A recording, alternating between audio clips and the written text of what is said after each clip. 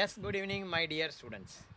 இன்றைக்கி நம்ம டேலியில் என்ன பார்க்க போகிறோம் அப்படின்னா how to create the opening balance for Saravana corporation அப்படிங்கிறத பற்றி பார்க்கலாம்.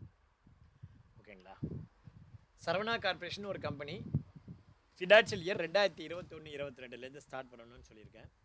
ஸோ ஃபஸ்ட்டு என்ன பண்ணுங்கள், செலக்ட் கம்பெனி ஸ்க்ரீன், அங்கே கிரியேட் கம்பெனி, இந்த செலக்ட் கம்பெனி ஸ்க்ரீனுக்கு வந்துட்டு கிரியேட் கம்பெனி வாங்க. அப்பேரோ யூஸ் பண்ணுங்கள். அப்பேரோ யூஸ் பண்ணி செலக்ட் ஃப்ரம் ட்ரைவ், அந்த செலக்ட் ஃப்ரம் ட்ரைவில் ட்ரைவில் 123 பேட்ச், இங்கே தான் நான் வந்து அந்த டேட்டா ஸ்டோர் ஆகணும்னு சொல்லியிருக்கேன். கம்பெனியோடைய பேர் என்ன அப்படின்னா சரவணா கார்பரேஷன். சரவணா கார்பரேஷன். இதனுடைய ஃபினான்ஷியல் இயர் என்ன சொல்லியிருக்கேன் அப்படின்னா 2021-22. இங்கே வரும்போது என்ன பண்ணணும், எஸ்கேப் கொடுத்துட்டு கம்பெனி பேரை மாத்திரம் டைப் பண்ணிக்கோ, சரவணா கார்பரேஷன். அந்த ஃபினான்ஷியல் இயர் 2021-22 எடுத்துருங்க. அட்ரஸ் வந்து 3 லைனில் டைப் பண்ணிக்கோ. 10/2 பிருந்தாவனம், செகண்ட் ஸ்ட்ரீட்டு, இது என்னுடைய வீட்டு அட்ரஸ்ஸு. சேட்பட்டு என்டர் கொடுத்தீங்கன்னா அடுத்த லைன் போகும். சென்னை 6,31,000. ஸ்டேட் வந்து தமிழ்நாடு. பின்கோடு இன்னொரு முறை போட்டுக்கோ. எஸ்டிடி கோடோட நம்பர் போடுங்க. மொபைல் நம்பர் சேவ் பண்ணிக்கோ. மெயில் ஐடி, ஃபேக்ஸ் வேண்டாம். மெயில் ஐடி ராஜா ஸ்ரீனிவாசன் 1972 @gmail.com. ஃபினான்ஷியல் இயர் வந்து பார்த்திங்கன்னா இங்கே 2021 கொடுத்துருக்கீங்க அப்படின்னா இங்கே 1/4/2021, 1/4/2021.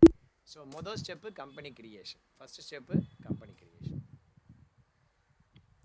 ரெண்டாவது step enable bill wise detail no கொடுங்க, இன்வென்ட்ரி நோ கொடுங்க, ஜிஎஸ்டி நோ கொடுங்க. ஸோ ரெண்டாவது step enable bill wise detail no, inventory no, GST no. Control A கொடுத்து சேவ் பண்ணும். ஃபஸ்ட்டு எடுத்த உடனே கேஷ் லெட்ஜர் ஆல்டர் பண்ணணும். Gateway of Tally alter ledger. ஒரு கம்பெனி க்ரியேட் பண்ணால் டிஃபால்ட்டாக 2 லெட்ஜர் இருக்கும். ஒன்று கேஷ், இன்னொன்று profit and loss account. Profit and loss அக்கௌண்ட்ங்கிறது லெட்ஜராகவும் இருக்குது, அதே சமயம் அது ஒரு ஃபினான்ஷியல் ரிப்போர்ட்டாகவும் ப்ளே பண்ணுது. So profit and loss account 2 role play பண்ணுது. ஒன்று லெட்ஜராக ப்ளே பண்ணுது, இன்னொன்று ப்ராஃபிட் அண்ட் லாஸ் அக்கௌண்ட்டு, இன்னொன்று ரிப்போர்ட்டாகவும் அது இருக்குது. ஸோ ஒரு டேலியில் ஒரு கம்பெனி க்ரியேட் பண்ணிட்டோம் அப்படின்னா இந்த மாதிரி டிஃபால்ட்டாக 2 கம்பெனி இருக்கும். இந்த cash and profit and loss account opening balance இருக்கா பாருங்கள். இப்போ வந்து பார்த்தீங்கன்னா in general opening balance will come only for the balance sheet ledger. Concept நல்லா புரிஞ்சுக்கணும். when you are need to create the opening balance, when you need to alter the opening balance. Opening balance நீங்கள் எப்போ create பண்ணுற மாதிரி இருக்கும், opening balance எப்போ நீங்கள் alter பண்ணுற மாதிரி இருக்கும். ஓப்பனிங் பேலன்ஸுங்கிறது எப்போ நீங்கள் க்ரியேட் பண்ணுற மாதிரி இருக்கும், அந்த மாதிரி க்ரியேட் பண்ணும்போது எப்படி வரும். ஃபார் எக்ஸாம்பிள், ஒரு கம்பெனியில் அக்கௌண்ட்ஸை வந்து மேனுவலாக மெயின்டைன் பண்ணிகிட்டு இருக்காங்க. மேனுவலான கையால் எழுதுறாங்க. அந்த மாதிரி கையால் எழுதிட்டு இருக்கும்போது அந்த கம்பெனி திடீர்னு மிட் ஆஃப் த இயரில் அந்த மாதிரி மேனுவல் அக்கௌண்ட்ஸ்லேருந்து டேலிக்கு மாறுறாங்க அப்படின்னு வச்சுப்போம். அந்த மாதிரி நேரத்தில் எப்படி அதை மாற்றுவாங்க அப்படின்னா, ஃபார் எக்ஸாம்பிள் இன்றைக்கி தான் இது வரைக்கும் மேனுவலாக போட்டுருக்கோம், இன்னிலேருந்து இனிமேல் கம்ப்யூட்டர் டேலி அப்படின்னு வச்சுக்கோம். இன்னி வரைக்கும் என்ன பேலன்ஸோ அதை வந்து லெட்ஜரை க்ளோஸ் பண்ணி ட்ரையல் பேலன்ஸ் ப்ரிப்பேர் பண்ணி அந்த ட்ரையல் பேலன்ஸை ஓப்பனிங் பேலன்ஸில் நம்ம இன்கார்பரேட் பண்ணுவோம். அந்த மாதிரி நம்ம இன்கார்பரேட் பண்ணும்போது ஓப்பனிங் பேலன்ஸுங்கிறது பேலன்ஸ் ஷீட் லெட்ஜருக்கும் வரும், பிஎன்எல் லெட்ஜருக்கும் வரும். In general opening balance only will come for the balance sheet ledger, not for the PNL ledger. In ஜென்ரல்னா பொதுவாக. In general opening balance will come only for the balance sheet ledger, not for the PNL ledger. Balance ஷீட்டை நம்ம ஏன் balance ஷீட்டுன்னு கூப்பிடுறோம் அப்படின்னா, the ledger which are appeared in the balance sheet, it means that there is some balance in that ledger, hence it is called balance sheet. Balance ஷீட்டில் appear ஆகிருக்கக்கூடிய ஒவ்வொரு லெட்ஜருக்கும் அந்த லெட்ஜரில் ஏதோ ஒரு பேலன்ஸ், அது டெபிட் பேலன்ஸோ கிரெடிட் பேலன்ஸோ ஏதோ ஒரு பேலன்ஸ் இருக்குது. அதனால் நம்ம அதை பேலன்ஸ்னு கூப்பிட்றோம், பேலன்ஸ் ஷீட் கூப்பிட்றோம். அடுத்தது வந்து பார்த்தீங்க அப்படின்னா ஒரு லெட்ஜருக்கு ஒரே ஒரு நிமிஷம், ஒரு second.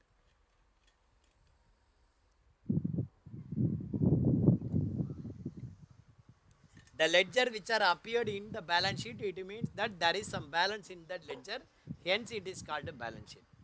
In general, opening balance will come only for the balance sheet ledger, not for the P&L ledger. P&L ledger எப்போ வரும்னா 2 சினாரியோவில் வரும். மொதல் சினாரியோ என்ன அப்படின்னா, நீங்கள் இந்த பாயிண்ட் எல்லாம் நோட் பண்ணி வச்சுக்கணும். ஓப்பனிங் பேலன்ஸு P&L லெட்ஜருக்கு எப்போ வரும்? மொதல் சினாரியோ எப்படின்னா, மேனுவல்லேருந்து நீங்கள் டேலிக்கு மாறும்போது வரும். அப்போ மேனுவல் அக்கௌண்ட்ஸை க்ளோஸ் பண்ணி ட்ரையல் பேலன்ஸ் ப்ரிப்பேர் பண்ணுவீங்க. அந்த ட்ரையல் பேலன்ஸில் P&L லெட்ஜரும் இருக்கும், பேலன்ஸ் ஷீட் லெட்ஜரும் இருக்கும். அதை தான் நம்ம என்ன பண்ணுவோம், ஓப்பனிங் பேலன்ஸாக போடுவோம். அப்போ வரும். அது ஒரு சினாரியோ. அல்லது நீங்கள் வேறு ஏதாவது ஒரு சாஃப்ட்வேர் மெயின்டைன் பண்ணிட்டு இருப்பீங்க. ஃபார் எக்ஸாம்பிள் பிசி, ஜோஹோ, இந்த மாதிரி வேறு ஏதாவது ஒரு சாஃப்ட்வேரில் உங்கள் அக்கௌண்ட்ஸை மெயின்டைன் பண்ணிட்டு இருப்பீங்க. அந்த அக்கௌண்ட்ஸ்லேருந்து இங்கே டேலிக்கு வரும்போது அதையும் அதே மாதிரி நீங்கள் ட்ரையல் பேலன்ஸ் ரெடி பண்ணி அந்த ட்ரையல் பேலன்ஸ்லேருந்து ஓப்பனிங் பேலன்ஸ் எடுத்துகிட்டு வருவீங்க. ஸோ தட் ரெண்டு விதமான சினரியோவில் தான் P&L லெட்ஜர்லேருந்து P&L லெட்ஜருக்கு ஓப்பனிங் பேலன்ஸ் வரும். ஒன்று வந்து பார்த்தீங்க அப்படின்னா முதல் சினாரியோ ஓப்பனிங் பேலன்ஸ் மேனுவல்லேருந்து டேலிக்கு வரும்போதோ, அல்லது ரெண்டாவது சினாரியோ சம்மதர் சாஃப்ட்வேர்லேருந்து டேலிக்கு வரும்போதோ ஓப்பனிங் பேலன்ஸு P&L லெட்ஜருக்கு வரும். மற்ற நேரத்தில் ஓப்பனிங் பேலன்ஸ் வராது, only for balance sheet ledger. இது வந்து அந்த மாதிரி சுச்சுவேஷனில் நீங்கள் opening balance P&L as well as balance sheet ledger ரெண்டுக்கும் நீங்கள் க்ரியேட் பண்ணுற மாதிரி இருக்கும். ரெண்டாவது வந்து பார்த்தீங்க அப்படின்னா ஓப்பனிங் பேலன்ஸு ஆல்டர் பண்ணுற மாதிரி. Always in general opening balance alter பண்ணுற மாதிரி தான் இருக்கும். எப்படி இருக்கும் அப்படின்னா, இப்போ வந்து பார்த்தீங்கன்னா இது ஆடிட் டைம். இது நடந்து முடிஞ்ச ஃபினான்ஷியல் இயர் வந்து பார்த்தீங்கன்னா 2025-26 நடந்துகிட்டு இருக்கிற ஃபினான்ஷியல் இயர் 2026-27. அந்த ரெண்டு டேட்டாவும் என்ன ஆகும்னா டேலியில் வச்சுருப்பாங்க, கண்டினியூ பண்ணி வச்சுட்டு இருப்பாங்க. இப்போ அந்த மாதிரி அக்கௌண்ட்ஸை ஃபைனலைஸ் பண்ணிவிட்டு டேட்டாவை நம்ம எடுத்துகிட்டு போகிறோம் அப்படின்னு வச்சுக்கோ. அக்கௌண்ட்ஸை ஃபைனலைஸ் பண்ணுறோம். ஃபைனலைஸ் பண்ணிவிட்டு டேட்டாவை ஆடிட்டருக்கு அனுப்பும்போது அனுப்புறதுக்கு முன்னாடி என்ன பண்ணுவாங்க, டேட்டாவை ஸ்ப்ளிட் பண்ணுவாங்க. போன வருஷம் டேட்டா தனி, இந்த வருஷம் டேட்டா தனி. போன வருஷம் டேட்டாவை ஆடிட்டருக்கு அனுப்பிச்சிடுவோம், இந்த வருஷம் டேட்டாவை கண்டினியூ பண்ணுவோம். அந்த மாதிரி ஸ்ப்ளிட் பண்ணும்போது என்ன ஆகும், லாஸ்ட் இயர் க்ளோசிங் பேலன்ஸு இந்த வருஷம் ஓப்பனிங் பேலன்ஸாக ஆட்டோமேட்டிக்காக வந்துடும். ஃபார் எக்ஸாம்பிள் இப்போ பாருங்கள், அந்த டேட்டா ஸ்ப்ளிட்டு நான் எப்படிங்கிறது காட்டுறேன். டேட்டா ஸ்ப்ளிட்டு ஒரு கம்பெனியை நம்ம டேட்டா ஸ்ப்ளிட் பண்ணி காட்டுறேன். இப்போ வந்து பார்த்திங்கன்னா இந்த கம்பெனியே இருக்குதுன்னு வச்சுக்கோங்க. திக்ஷா பேக்கேஜிங் கம்பெனி இருக்குது. சரி, இது வேண்டாம். ஏ லிமிடெட் அப்படிங்கிற கம்பெனி இருக்குது. இதுவும் வேண்டாம், இது ஓப்பனே ஆகலை. நான் வந்து அந்த டேலி எடுத்துக்கிறேன். டேலி ப்ரைம் எடிட் லாக், இது ஓப்பன் பண்ணுவோம். இப்போ வந்து பார்த்தீங்கன்னா இங்கே டேட்டா வந்து ஸ்ப்ளிட் பண்ணுவீங்க. லாஸ்ட் இயர் டேட்டா தனி, இந்த வருஷம் டேட்டா தனி. லாஸ்ட் இயர் டேட்டாவை நம்ம என்ன பண்ணுவோம், ஆடிட்டர் ஆஃபீஸ்க்கு எடுத்துன்னு போடுவோம். இந்த வருஷம் டேட்டாவை நம்ம கண்டினியூ பண்ணுவோம். லாஸ்ட் இயர் டேட்டாவில் ஆடிட்டர் ஆடிட் ஃபைல் பண்ணிவிட்டு நமக்கு அந்த டேட்டாவை கொடுப்பாரு. இப்போ வந்து பார்த்திங்கன்னா ஏதாவது ஒரு டேட்டாவை நம்ம எடுத்துக்கிறேன். Diksha packaging private limited 26, 27, 21, 22. இந்த டேட்டா வேண்டாம். செலக்ட் ஃப்ரம் டிரைவு, டிரைவு, வேறு ஏதாவது ஒரு டேட்டா நம்ம எடுத்துப்போம். ஜமீன் டாய்ஸ் அண்ட் எக்யூப்மெண்ட்ஸ், இந்த கம்பெனி இருந்துச்சு. இந்த கம்பெனி எடுத்து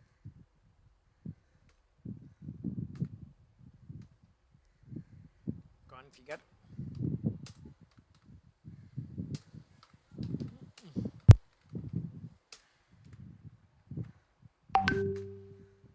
இப்போ பார்த்தீங்கன்னா ஜமீன் டாய்ஸ் அண்ட் எக்யூப்மெண்ட்ஸ் அப்படிங்கிறது 2024-25. ஓகேவா, இந்த டேட்டா இருக்குது. இதை வந்து நம்ம ஸ்ப்ளிட் பண்ணுவோம். ஓகேவா, இப்போ நம்ம என்ன பண்ணுவோம், டேட்டாவை ஸ்ப்ளிட் பண்ணுவோம். அப்படி என்ன பண்ணுவோம்னா Alt Yல போய்ட்டு டேட்டாவை ஸ்ப்ளிட் அப்படின்னு கொடுத்து டேட்டாவை நம்ம ஸ்ப்ளிட் பண்ணுவோம். அந்த மாதிரி ஸ்ப்ளிட் பண்ணும்போது 24-25 தனியாக, 24-25, 25-26 தனியாக. ஸோ வந்து இந்த மாதிரி ரெண்டு கம்பெனியாக உனக்கு ஸ்ப்ளிட் ஆகிடும். அந்த மாதிரி ஸ்ப்ளிட் ஆகும்போது போன வருஷ கம்பெனி நம்ம ஆடிட்டர் ஆஃபீஸ் அனுப்பிச்சிடுவோம், இந்த வருஷ கம்பெனி நம்ம அதில் கண்டினியூ பண்ணுவோம். அந்த மாதிரி பண்ணும்போது என்ன ஆகும், நம்ம ஆடிட்டர் ஆஃபீஸ்க்கு நம்ம லாஸ்ட் இயர் டேட்டா அனுப்புகிறோம் இல்லையா, அதனுடைய க்ளோசிங் பேலன்ஸு ஆட்டோமேட்டிக்காக இந்த வருஷம் ஓப்பனிங் பேலன்ஸ் ஆகிடும். இப்போ பார்த்தீங்கன்னா உங்களுக்கு ரெண்டு கம்பெனி இருக்குது. ஒன்று ஃபினான்ஷியல் இயர் 24-25, இன்னொன்று 24-25 ஃப்ரம் 14-25. இப்போ இந்த 14-24 இருக்குல்ல, அதை வந்து நான் மாற்றுறேன். இதை வந்து பார்த்தீங்கன்னா இப்போ நான் வந்து ஃபினான்ஷியல் இயர் 25-26 அப்படின்னு மாற்றிக்கிறேன். ஒரு அடையாளத்துக்காக உங்களுக்கு தெரியட்டும். இப்போ பார்த்தீங்கன்னா உங்களுக்கு ரெண்டு டேட்டா இருக்குது. ஒன்று 24-25, இன்னொன்று 25-26. இப்போ வந்து பாருங்கள் 24-25ஓட க்ளோசிங் பேலன்ஸ் என்ன பாருங்கள். 24-25ஓட க்ளோசிங் பேலன்ஸு 7,49,586. ஓகேவா, இது வந்து பார்த்தீங்கன்னா 31/3/2025. Sorry, April 24 to M25. இதனுடைய க்ளோசிங் பேலன்ஸு 7,49,586 ஃபினான்ஷியல் இயர் 24-25. இப்போ அது வந்து பார்த்தீங்கன்னா 25-26 ஓப்பனிங் பேலன்ஸாக ஆட்டோமேட்டிக்காக வரும். இப்போ பாருங்கள் பேலன்ஸ் ஷீட்டில் இப்போ வந்து 25-26 அதனுடைய ஓப்பனிங் பேலன்ஸ் பார்க்கணுன்னா நீங்கள் என்ன பண்ணணும்னா, கம்பெனி வந்து 1/4/25 ஸ்டார்ட் ஆகுதுன்னா அதுக்கு முன்னாடி டேட் போட்டு பார்க்கணும். 31/3/25 to 31/25 இந்த மாதிரி பார்க்கணும். ஓப்பனிங் பேலன்ஸ் பார்த்தீங்கன்னா 7,49,586 அப்படின்னு வந்துருக்கு. இன்னும் சொல்ல போனால் ஆல்டரில் போய்ட்டு லெட்ஜரில் போய்ட்டு நீங்கள் போய் பார்த்தீங்கன்னா உங்களுக்கு தெரியும் மங்கள் டாய்ஸ் ஓப்பனிங் பேலன்ஸ் இந்த மாதிரி இருந்தால் வரும். ஓகேவா? ஸோ இதுலேருந்து ஒரு கான்செப்ட் உங்களுக்கு தெரியணும். என்ன தெரியணும் அப்படின்னா, உங்களுக்கு ஓப்பனிங் பேலன்ஸ் அப்படிங்கிறது நேத்தியோடைய க்ளோசிங் பேலன்ஸ் ஒன்றும் இல்லை. நாம் நைட்டு தூங்கும்போது என்னுடைய ஷர்ட் பாக்கெட்டில் 100 வச்சுன்னு தூங்குறேன். That is called closing balance. காலம்பரை எந்திரிச்சு பார்த்தா அந்த 100 அப்படியே இருக்கும். அதுதான் ஓப்பனிங் பேலன்ஸ். பட் ஒரு நாளோட ஓப்பனிங் பேலன்ஸ் அன்னியோட க்ளோசிங் பேலன்ஸாக இருக்குமானா இருக்கணுங்கிற கட்டாயம் கிடையாது, மாறலாம். ஆனால் ஒரு நாளுடைய க்ளோசிங் பேலன்ஸ் இன்னொரு நாளுடைய ஓப்பனிங் பேலன்ஸ். இப்போ எப்படி நீங்கள் எப்போ நீங்கள் ஓப்பனிங் பேலன்ஸை ஆல்டர் பண்ணுற மாதிரி இருக்கும் அப்படின்னா, இப்போ நீங்கள் உங்களுக்கு நான் ஸ்ப்ளிட் பண்ணி காமிச்சேன் பார்த்தீங்களா, அந்த மாதிரி டேட்டாவை ஸ்ப்ளிட் பண்ணி லாஸ்ட் இயர் டேட்டாவை நான் ஆடிட்டருக்கு சப்மிட் பண்ணிவிடுவேன். ஆடிட்டர் நாம் கொடுக்குற டேட்டாவை அப்படியே அக்செப்ட் பண்ண மாட்டார். அந்த மாதிரி அக்செப்ட் பண்ணால் அவர் ஆடிட்டரும் கிடையாது. அவர் என்ன பண்ணுவார், சில மாடிஃபிகேஷன் தான் பண்ணுவார். அந்த மாடிஃபிகேஷனையும் டேலியில் பண்ணுவாருன்னா டேலியில் தொடவே மாட்டார். நாம் கொடுக்குற டேலியிலேருந்து ட்ரையல் பேலன்ஸை எக்ஸ்போர்ட் பண்ணி அவர் ஒரு தனியாக சாஃப்ட்வேர் வச்சுருப்பார். அதில் அவர் ரிட்டர்ன் ரெடி பண்ணி ரிட்டர்ன் ஃபைல் பண்ணிவிட்டு அதுலேருந்து உங்களுக்கு balance sheet, PNL, capital account மற்றது எல்லாத்தையும் கொடுத்துருவார். நீங்கள் என்ன பண்ணணும், அந்த டேட்டாவை பார்த்து தான் லாஸ்ட் இயர் டேட்டாவில் என்ன மாடிஃபிகேஷன் பண்ணியிருக்காரு ஆடிட்டர் அப்படின்னு பார்த்து லாஸ்ட் இயர் டேட்டாவில் மாடிஃபிகேஷன் பண்ணிவிட்டு அதே மாடிஃபிகேஷனை இங்கே கரண்ட் இயரில் ஓப்பனிங் பேலன்ஸாக நீங்கள் இன்கார்பரேட் பண்ணணும். ஸோ நீங்கள் ப்ராக்டிக்கலாக என்ன பண்ணுவீங்க அப்படின்னா, நீங்கள் ப்ராக்டிக்கலாக பார்த்தீங்கன்னா ஒவ்வொரு வருஷம் ஆரம்பிக்கும் போது ரிட்டர்ன் ஃபைல் பண்ணி முடித்ததுக்கப்புறமா ஒவ்வொரு வருஷமும் நீங்கள் ஓப்பனிங் பேலன்ஸு ஆல்டர் பண்ணுற மாதிரி தான் இருக்குமே ஒழிய இப்போ நம்ம பண்ணுற மாதிரி க்ரியேட் பண்ணுற வேலை இருக்கவே இருக்காது, எக்ஸப்ட் நான் சொன்ன சினாரியோ. அதுக்கு ஏன் சார் இந்த மாதிரி கடையை மூடணுங்கிற மாதிரி, அதுக்கு ஏன் சார் நான் ஓப்பனிங் பேலன்ஸ் க்ரியேட் பண்ணுறதை கற்றுக்கணும் அப்படின்னா, இந்த ஓப்பனிங் பேலன்ஸ் க்ரியேட் பண்ண கற்றுக்கிறது எதுக்காக நான் உங்களை கற்றுக்க சொல்கிறேன் அப்படின்னா, ஒரு லெட்ஜர் அப்படின்னா அந்த லெட்ஜர் எது கீழே வரணும் அப்படிங்கிற ப்ராக்டிஸ் வேணும். ஒரு அக்கௌண்டண்ட்டாக டேலியில் நீ 2 வேலை தான் பண்ண போகிற. ஒன்று லெட்ஜர் க்ரியேட் பண்ண போகிற. அந்த மாதிரி க்ரியேட் பண்ணுற லெட்ஜர் கரெக்டான அண்டர் குரூப்பில் உட்காரணும். ரெண்டாவது, நீங்கள் டிரான்சாக்ஷன் என்ட்ரி போடுவீங்க. அந்த மாதிரி டிரான்சாக்ஷன் என்ட்ரி போடும்போது எந்த அக்கௌண்ட்டு டெபிட்டு, எந்த அக்கௌண்ட்டு கிரெடிட், அது உங்களுக்கு எந்த ஒரு குழப்பமும் இல்லாமல் இருக்கணும். ஸோ இந்த 2 வேலையை தான் நீங்கள் பண்ண போகிறீங்க ஒரு அக்கௌண்டண்ட்டாக. நீங்கள் அக்கௌண்டண்ட்டாக பண்ண போகிறது மெயினாக 2 வேலை. ஒன்று, லெட்ஜர் க்ரியேட் பண்ணும்போது அண்டர் என்ன கிளியராக தெரியணும். ரெண்டாவது, டிரான்சாக்ஷனில் எந்த அக்கௌண்ட் டெபிட், எந்த அக்கௌண்ட் கிரெடிட், அது கிளியராக தெரியணும். இப்போ அந்த வேலையை தான் இப்போ நம்ம பண்ணுறோம். சரவணா கார்பரேஷன் சம்முக்கு போகிறோம். முதல்ல பாருங்கள், கேபிட்டல் அக்கௌண்ட்டு 20,500. அப்போ பார்த்தீங்கன்னா சரவணா கார்பரேஷன் ஒரு கம்பெனி நம்ம க்ரியேட் பண்ண சொன்னோம். க்ரியேட் பண்ணியாச்சா பார்க்கலாமா? E23 Saravana corporation company create பண்ணியாச்சு. மைக்ரேஷன் ரெக்வயர்ட் இருக்குது. சரி, மைக்ரேஷன் ரெக்வயர்ட் போட்டுருவோம். Right, okay. கம்பெனி எதுவும் க்ரியேட் பண்ணுமா? இல்லை. டேலியில் டிஃபால்ட்டாக 2 லெட்ஜர் இருக்குன்னு சொல்லியிருக்கேன். ஒன்று கேஷ், இன்னொன்று profit and loss account. First எடுத்தோடனே இந்த கேஷ் லெட்ஜர் தான் நீங்கள் ஆர்டர் பண்ணணும். இங்கே கேஷ் எங்கே இருக்குதுன்னு பாருங்கள். ஃபஸ்ட் எடுத்தோடனே கேஷ் எங்கே இருக்குதுன்னு பாருங்கள். கேஷ் இன் ஆடுன்னு போட்டு 55 ரூபா இருக்குது. முதல்ல அதை போட்டுக்கோ. 55 ரூபா டெபிட் பேலன்ஸ். அடுத்தது இங்கே இருந்தபடியே ஒரு ledger, bank ledger. Bank cash at bank அப்படின்னா மொட்டை தாத்தான் குட்டையில் விண்டான் இருக்கு. அந்த மாதிரி இருக்க வேண்டாம். நான் என்ன சொல்கிறேன்னா, இந்த பேங்க் இன்ஃபர்மேஷன் இப்போ நான் கொடுக்குறேன். இதை நீங்கள் நோட் பண்ணி வச்சுங்க. பேங்க்குன்னு எங்கெல்லாம் வருது அங்கே இன்ஃபர்மேஷன் இல்லைன்னா இந்த இன்ஃபர்மேஷனை டிஃபால்ட்டாக அங்கே ஃபில் பண்ணிக்கோ. அஷ்யூம் பண்ணிக்கோ, என்னுடைய பஞ்சாப் நேஷ்னல் பேங்க் என்னுடைய பர்சனல் அக்கௌண்ட் டீட்டெயில் தரேன். ஓகேவா? என்னுடைய பஞ்சாப் நேஷ்னல் பேங்க் அக்கௌண்ட்ஸ் இங்கே பார்த்தீங்கன்னா அண்டர் பேங்க் அக்கௌண்ட்ஸ் அப்படின்னு செலக்ட் பண்ணிக்கணும். Account number 25100400157830. இது எனக்கு மனப்பாடம், ஏன்னா இது என்னுடைய பேங்க் அக்கௌண்ட். அடுத்தது ஐஎஃப்எஸ்சி கோடு. ஐஎஃப்எஸ்சி கோடு எப்படி இருக்குன்னா, PUNBன்னு மொதல் 4 கேரக்டர், 5வது கேரக்டர் ஆல்வேஸ் 0. ஓகேவா? 5வது கேரக்டர் என்ன? ஆல்வேஸ் 0. எந்த பேங்க் எடுத்துட்டாலும் சரி, எந்த பேங்க் எடுத்துட்டாலும் பஞ்சாப் நேஷ்னல் பேங்க்கில் நீ IOB, state bank, Indian bank, for example இப்போ நான் போடுறேன் பாருங்களேன். ஐஎஃப்எஸ்சி கோடு நீங்கள் ஏதாவது ஒரு பிரான்ச் சொல்லுங்கள். IFSC code for Indian bank Chetpet அப்படின்னு போடுறேன். Indian bank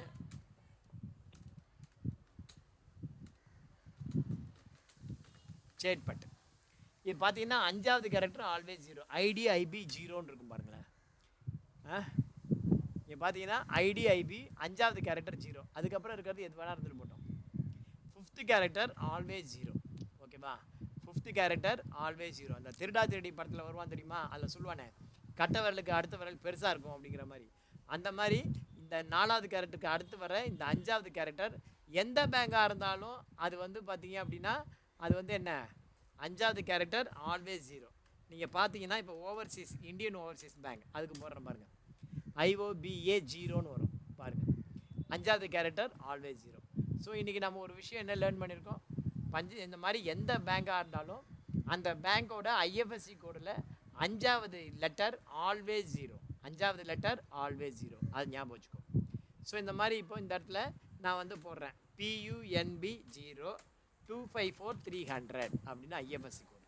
IFSCனா Indian financial system code அப்படின்னு பேர். IFSC அப்படின்னா என்ன, இந்தியன் ஃபினான்ஷியல் சிஸ்டம் கோடு அப்படின்னு பேர். இது வந்து பார்த்தீங்க அப்படின்னா உங்களுக்கு நுங்கம்பாக்கம் பிரான்ச்சு நமக்கு அமௌண்ட் ட்ரான்ஸ்ஃபர் பண்ணுறதுக்கு பயன்படுது.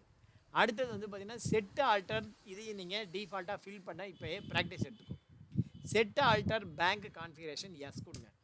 எஸ் கொடுத்து set alter range for cheque books இதை வந்து எஸ் கொடுங்க. செக் நம்பருங்கிறது ஆல்வேஸ் 6 டிஜிட் நம்பர், எப்பொழுதுமே அது 6 டிஜிட் நம்பர் தான். இதோ இப்படி இருக்கலாம்னு வச்சுக்கோ, 0000001. இங்கே வந்து 2 ஆப்ஷன் இருக்குது. ஒன்று 0000100 அப்படின்னு போட்டிங்கன்னா நம்பர் ஆஃப் செக்ஸ் 100ன்னு வரும், அப்படின்னு நீங்கள் போட்டுக்கலாம். அல்லது 121 100 அப்படின்னு போட்டு 101 அப்படின்னு போட்டுட்டு இங்கே 2 நம்பர் போடாமல் இங்கே 50 லீஃப் அப்படின்னு போட்டிங்கன்னா 2 வந்து இதுவே போட்டுக்கும். ஓகேவா? ஒன்று அப்படி போட்டுக்கலாம், அல்லது இப்படியும் போட்டுக்கலாம். உங்களுக்கு எப்படி சௌரியமோ அப்படி போட்டுக்கலாம்.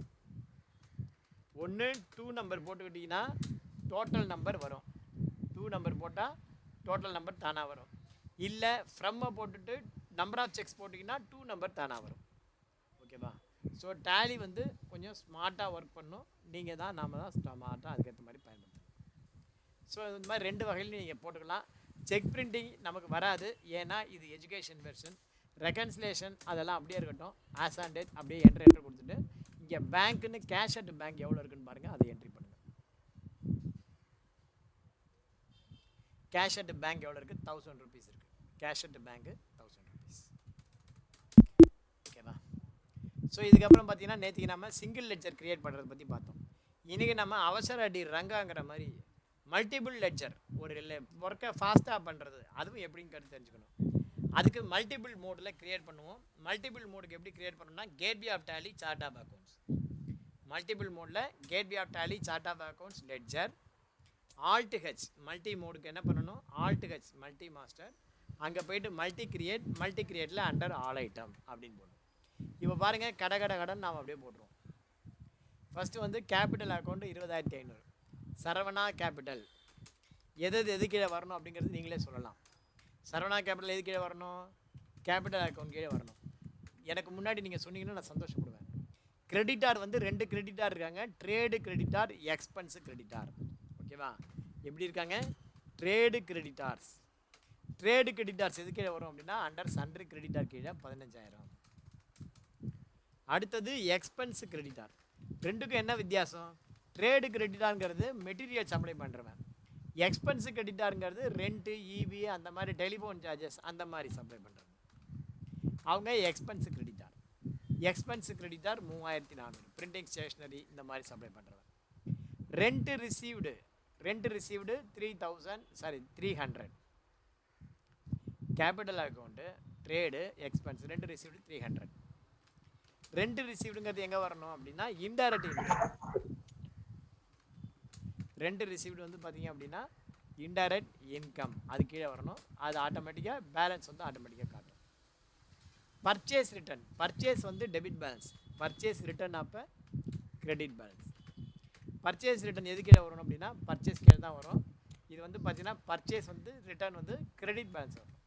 இங்கே 2000 கொடுத்தீங்கன்னா டெபிட் காட்டும், அதை நீங்கள் வந்து C ப்ளஸ் பண்ணி கிரெடிட்னு மாற்றிக்கணும். அடுத்தது சேல்ஸ் வந்து பார்த்தீங்கன்னா credit balance. Sales under sales account 1,44,800 credit balance. Reserve for doubtful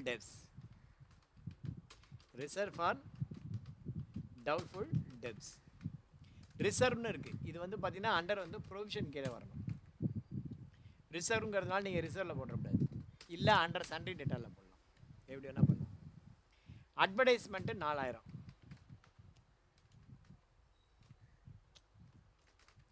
advertisement under indirect expenses 4000 debit balance. Goodwill under fixed assets 2500.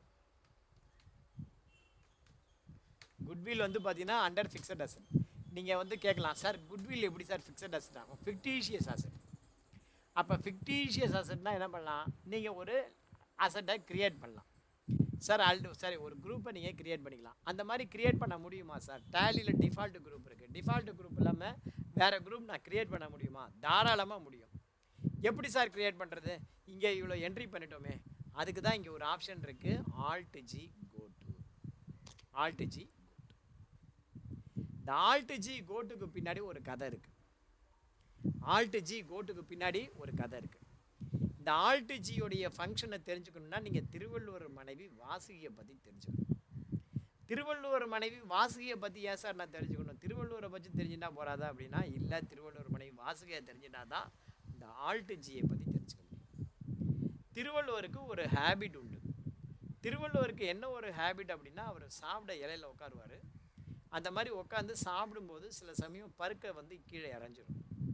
அந்த மாதிரி பருக்கை இறஞ்சிடுச்சுன்னா அவர் என்ன பண்ணுவார், அவங்க ஒய்ஃப் வந்து வாசுகி ஊசி வச்சுருப்பாங்க அந்த பக்கத்தில். அந்த ஊசியை எடுத்து கீழே சிந்தின பருக்கையெல்லாம் குத்தி குத்தி இலையில போட்டு அதை எடுத்து சாப்பிடுவார். ஸோ இந்த மாதிரி ஒரு ஹேபிட் உண்டு. ஒரு நாள் என்ன பண்ணியிருக்காங்க, திருவள்ளுவர் வந்து சாப்பிட உட்காந்துருக்காங்க, சாப்பாடு கொஞ்சமாக போட்டிருக்கு. சாப்பாடு போட்டுட்டு அந்த ஊசி எடுத்து வைக்க மறந்துட்டாங்க. ஊசி எடுத்து வைக்க மறந்துட்டு என்ன பண்ணியிருக்கா, அந்த அம்மா போயிட்டு கிணத்துல தண்ணி மொண்டுருக்கான், குடத்துல வாளியில் தண்ணி மொண்டு ஊற்றின்னு இருக்காங்க. திருவள்ளுவர் என்ன பண்ணியிருக்காரு, 2-3 பருக்கு கீரை எழுந்து வந்து ஊசியை தேடி இருக்காரு, ஊசியை காணும். உடனே சாப்பிட உட்காந்து இருந்தவர் அங்கேருந்து ஒரு குரல் கொடுக்குறாரு, வாசுகி இங்கே வாடி, இந்த மாதிரி ஊசி எடுத்து வைக்கல பார், கொண்டு வை அப்படின்றாரு. அந்த அம்மா என்ன பண்ணியிருக்கு, தண்ணி இறச்சிட்டே இருக்குது, அந்த பக்கெட்டில் ஃபுல் தண்ணி இருக்குது, பாதி கிணறு வந்திருக்கு. அப்படியே வீட்டுக்காரர் கூப்பிட்டதும், திருவள்ளுவர் கூப்பிட்டதும் அப்படியே கயத்தோட தண்ணியோடு விட்டுட்டு கிணத்துல ஓடி வருது. அப்போ அந்த வாளி அப்படியே பாதியில் அப்படியே நிற்கிறது. என்னங்க எஜமா அப்படின்னு கேட்குறேன். ஊசி எடுத்து வச்சு அடி நாயே, தோ எடுத்து வைக்கிறேன் அப்படின்னு சொல்லிட்டு உடனே எடுத்து வைக்கிறேன் ஊசி எடுத்து வச்சதுக்கப்புறம் சரி போ அப்படின்றாரு. அது வரைக்கும் அந்த தண்ணி வாளியோடு அப்படியே இருக்குது. அதுக்கப்புறம் போயிட்டு என்ன பண்ணுறது, அந்த திருவள்ளுவர் மனை வாசிக்கு அந்த இதை வந்து கண்டினியூ பண்ணுறாங்க அந்த ஜாபை. இது வந்து பார்த்திங்கன்னா அந்த காலம். இந்த காலத்தில் எப்படி இருக்கும், இந்த காலத்தில் வந்து திருவள்ளுவர் மனை வாசிக்கு திருவள்ளுவர் வந்து கூப்பிட்றாருன்னு வச்சுக்கோ, வாசிக்கு இங்கே வாமான்னு, வாசிக்கு அங்கே தான் இருப்பான், வாலி தான் திருவள்ளுவர்கிட்ட வந்திருக்கும். இதுதான் இந்த காலம். அந்த காலத்தில் பார்த்தீங்க அப்படின்னா என்னாச்சு, அந்த காலத்தில் வாசுகி அம்மா அப்படி தான் இருந்திருக்காங்க. இப்போ இந்த இடத்துல திருவள்ளுவர் மனைவி வாசுகி, அதை வந்து Alt Gன்னு நீங்கள் வச்சுங்க. இந்த திருவள்ளுவர் மனைவி வாசுகி என்ன வேலை பண்ணுமோ அதுதான் டேலியில் Alt G பண்ணும். இந்த Alt G என்ன, இப்போ ஒரு வேலை பண்ணிகிட்டே இருக்கும், இந்த வேலையை நிப்பாட்டிட்டு புதுசாக ஒரு வேலை பண்ணணும். அப்போ Alt G யூஸ் பண்ணி ஒரு மாஸ்டர் க்ரியேட் பண்ணணுமோ பண்ணிக்கலாம், ஒரு லெட்ஜர் க்ரியேட் பண்ணணுமோ பண்ணிக்கலாம். பண்ணிவிட்டு எங்கே விட்டோமோ அங்கேயே கண்டினியூ பண்ணிக்கலாம். இப்போ நம்ம எங்கே விட்டுருக்கோம், இங்கே ஃபிக்டிஷியஸ் அசன் வரணும், இங்கே இல்லை, டிஃபால்ட் குரூப்பில் இல்லை. அப்போ என்ன பண்ணலாம், திருவள்ளுவர் மனைவி வாசுகியை துணைக்கு கூப்பிடுவோம். இது வந்து பார்த்திங்கன்னா Alt G go to. இங்கே Alt G go toல கிரியேட் மாஸ்டர் பாருங்கள், இங்கே அப்படியே கிணத்துல தண்ணி மாதிரி அப்படியே பாதியில் நிற்கிறது அந்த வேலை. இந்த இடத்துல Alt G இங்கே என்ன பண்ணுறோம், ஒரு எஸ்கேப் மேலே கொடுத்துடக்கூடாது, ரெண்டாவது எஸ்கேப் கொடுத்தா செஞ்ச வேலை வேஸ்ட்டு, அப்படியே போய்டும். நான் இந்த வேலையை அப்படியே பண்ணிகிட்டே இருக்கேன், அப்படியே பாதியில் நிப்பாட்டிட்டு Alt Gயில் போயிட்டு கிரியேட் மாஸ்டர் அப்படின்னு போகிறேன். கிரியேட் மாஸ்டரில் குரூப், அதில் போயிட்டு நான் என்ன பண்ணுறேன், ஃபிக்டிஷியஸ் அசட்னு ஒரு குரூப் க்ரியேட் பண்ணுறேன். என்ன பண்ணுறேன், ஃபிக்டிஷியஸ் அசட் அப்படின்னு சொல்லிட்டு. இந்த ஃபிக்டிஷியஸ் அசட்டு எதுக்கிடும் வரக்கூடாது சார், இந்த 28 குரூப்பில் எங்கேயுமே வராது. ஏன்னா அது உண்மையிலே ஒரு அசட்டு கிடையாது, எக்ஸ்பென்ஸு. ஆல்ரெடி இந்த குட்வில் அப்படிங்கிறது என்ன, 10,000 ரூபா கொடுக்க வேண்டிய பொருளுக்கு 50,000 கொடுத்தாச்சு, எக்ஸ்ட்ரா கொடுத்த 40,000 லாஸ் நமக்கு. அதனால் வந்து நமக்கு அது லாஸ். ஆனால் இது லாஸை வந்து அந்த வருஷமே P&L காட்ட முடியாது, ஒரு 5-6 வருஷத்துக்கு அதை ரைட்டாக பண்ணி தான் எடுத்துகிட்டு போக முடியும். அதனால் வந்து என்ன பண்ணுறோம், அதை அசட்டாக காட்டுறோம், உண்மையிலேயே அது அசட் கிடையாது. அப்போ என்ன பண்ணுறோம், இந்த இடத்துல டிஃபால்ட் குரூப் எதுலேயுமே வரக்கூடாதுன்னா ப்ரைமரின்னு மேலே ஒரு ஆப்ஷன் இருக்குது பாரு, அந்த ப்ரைமரிங்கிற ஆப்ஷனை செலக்ட் பண்ணால் எப்படி டேலியில் டிஃபால்ட்டாக 28 குரூப் இருக்கோ அந்த மாதிரி நீங்கள் 28 குரூப் க்ரியேட் பண்ண முடியும். இந்த இடத்துல இந்த மாதிரி நீங்கள் க்ரியேட் பண்ணுற குரூப் வந்து எதில் இருக்கணும்னு சொல்லணும். ஒன்று அசட்டா இல்லை எக்ஸ்பென்ஸா, இன்கமா இல்லை லைபிலிட்டியா, இப்படின்னு நீங்கள் எது வேணாலும் கொடுக்கலாம். ஸோ இப்போ வந்து பார்த்தீங்கன்னா இது எங்கே வரணும், பேலன்ஸ் ஷீட்டில் அசட் சைடு வரணும், அவ்வளோதான். ஸோ அசட்டு அப்படின்னு சொல்லி செலக்ட் பண்ணி கண்ட்ரோல் ஏ கொடுத்து சேவ் பண்ணுங்க. ஒரு ஸ்டெப்பு மெதுவாக எஸ்கேப் கொடுங்க, இன்னொரு ஸ்டெப்பு மெதுவாக எஸ்கேப் கொடுங்க, இன்னொரு ஸ்டெப்பு மெதுவாக எஸ்கேப், அவ்வளோதான். இப்போ வந்து நீங்கள் ஃபிக்டிஷியஸ் அசட் இங்கே வந்துருச்சு பாருங்கள். ஆல்ட் ஜி போட்டு பண்ணியிருக்கோமா, ஃபிக்டிஷியஸ் அசட் இங்கே வந்துருச்சு. ஸோ இந்த ஃபிக்டிஷியஸ் அசட் செலக்ட் பண்ணி இப்போ நீங்கள் போட்டுக்கலாம். பேலன்ஸ் ஷீட்டில் தனியாக வரும். குட்வில் எவ்வளவு, 2500. ஓகேவா. அடுத்தது என்ன இருக்குது, ஃபிக்டிஷியஸ்க்கு அப்புறம் plant and machinery 10,000. Plant and machinery comes under fixed asset. எவ்வளோனா 10,000. Plant and machinery 10,000. சாம்பிள்ஸ் வந்து பார்த்தீங்கன்னா ஆக்சுவலாக வந்து இது இன்டைரக்ட் எக்ஸ்பென்ஸ்லாம் போடணும். சாம்பிள் வந்து எக்ஸ்பென்ஸ் தான் 1350. ஏன் சார் சாம்பிள் எக்ஸ்பென்ஸ், சாம்பிள் வந்து பார்த்தீங்கன்னா நம்ம செலவு தான் பண்ணணும், செலவில் தான் வரணும். அடுத்தது ஸ்டாக் இன் ஹேண்டு. அடுத்தது என்ன இருக்குது, stock in hand. Stock in hand வந்து பார்த்தீங்கன்னா அண்டர் ஸ்டாக் இன் ஹேண்டு. எவ்வளவு ஸ்டாக் இன் ஹேண்டு, 16,000. நெக்ஸ்ட் வந்து பார்த்தீங்கன்னா டெப்டார்ஸ். டெப்டார்ஸ் அப்படிங்கிறது யார், the person who received the benefit immediately and making the payment later is called debtor. அடுத்தது cash at bank hand போட்டாச்சு. Drawings, நீங்கள் இந்த டிராயிங்ஸ் இருக்குல்ல அது வந்து அண்டர் கேபிட்டல் அக்கௌண்ட் போடுவீங்க. ஆக்சுவலாக இது லைபிலிட்டி கிடையாது, அசட்டு. டெபிட் பேலன்ஸ் 2500 ரூபாய் டெபிட். இந்த இடத்துல நீங்கள் கேபிட்டல் போட்டதுனால கிரெடிட்னு காட்டும். நீங்கள் என்ன பண்ணணும், டி ப்ரெஸ் பண்ணி அதை டெபிட்னு மாற்றிக்கணும். Purchases under purchase account. Purchase எது கீழே வரணும், under purchase account 85,500.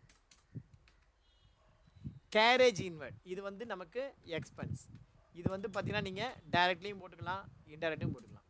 Garage inverts purchase பண்ணும்போது ஏற்படக்கூடிய செலவு, இன்டைரக்ட்லையும் போட்டுக்கலாம், டைரக்ட்லையும் போட்டுக்கலாம், ஒன்றும் பிரச்சனை இல்லை. 750 டைரெக்டாக தான் போடணுங்கிற அவசியமும் கிடையாது. மேனுஃபேக்சரிங் வேஜஸ், ஸோ மேனுஃபேக்சரிங் வந்திருக்கு, அதனால் இது வந்து பார்த்திங்கன்னா இது டைரக்ட் தான்.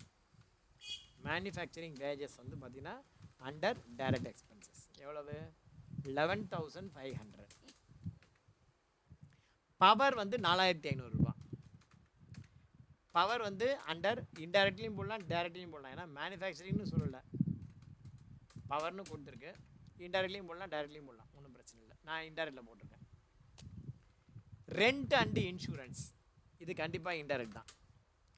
ரெண்ட் அண்டு இன்சூரன்ஸ் அண்டர் வந்து இன்டைரக்ட் எக்ஸ்பென்சஸ் 9,950. அடுத்தது salary and wages. Salaries and wages, salaries and wages இருக்கு, இன்டைரக்ட் எக்ஸ்பென்ஸ்லேயே போட்டுக்கலாம். 17,200. அடுத்தது டிஸ்கவுண்ட் ரிசீவ்டு, இது நமக்கு indirect income. Discount received under indirect income. Discount received வந்து indirect income 900. General expenses, general expenses, general expenses வந்து under indirect expenses. General expenses 4,300. Sales return, sales return, sales எப்படி வந்து சேல்ஸ் அக்கௌண்ட், அதே மாதிரி sales ரிட்டர்னும் sales account தான். Sales return 300. நீங்கள் under sales போடுறதுனால அது கிரெடிட் பேலன்ஸ்னு காட்டும், நீங்கள் டெபிட்னு மாற்றிக்கணும். Salesman commission, salesman commission under indirect expenses 1,445. Salesman salary under indirect expenses 4,550. Discount allowed, இது வந்து நமக்கு indirect expenses. Discount allowed indirect expenses 2,500. அதோட சம் முடிஞ்சிச்சு. என்ட்ரு கொடுத்து சேவ் பண்ணுவோம். நேராக கேட்வே ஆஃப் டேலி வாங்க, பேலன்ஸ் ஷீட் பாருங்கள். டிஃப்ரென்ஸ் இன் ஓப்பனிங் பேலன்ஸ் இருக்கா பாருங்கள், இல்லை. So difference in opening balance இல்லை அப்படின்னா நாம் போட்ட சம் ரைட் அப்படின்னு அர்த்தம். இந்த ஆன்சரை வந்து நான் உங்களுக்கு ஷேர் பண்ணுறேன். இந்த ஆன்சரை உங்களுக்கு இது பேலன்ஸ் ஷீட்டு, அதே மாதிரி profit and loss account, trial balance, இதே 3மே நான் உங்களுக்கு ஷேர். பேலன்ஸ் ஷீட்டு P&L போதும், ஓகேவா, ஏன்னா ஓப்பனிங் பேலன்ஸ் தானே. So balance sheet and P&L நான் உங்களுக்கு ட்ரான்ஸ்ஃபர் பண்ணியிருக்கேன், ஷேர் பண்ணியிருக்கேன். இந்த சம்மை நீங்கள் போட்டு பாருங்கள். போட்டு பார்த்துட்டு அதுக்கப்புறமா இதை நீங்கள் ஆன்சரோட நீங்கள் கம்பேர் பண்ணிக்கோங்க. நன்றி, வணக்கம். நம்ம அடுத்த சம் பார்க்கலாம். Thank you very much.